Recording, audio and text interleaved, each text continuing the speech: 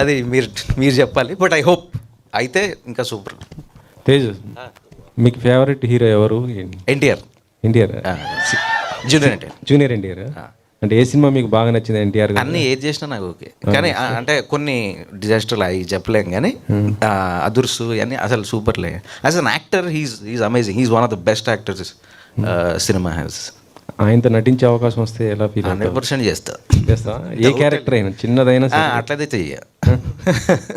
మంచి proper character ఉండి చేస్తే చేస్తా.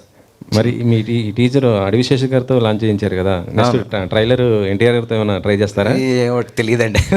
పెద్ద ఫ్యాన్ అయితే ఆయన చేసేస్తాడు కంపల్సరీ. చేస్తే హ్యాపీ. మీరు చెప్పాలి కదా, అడిగారు సార్ చేయండి సార్.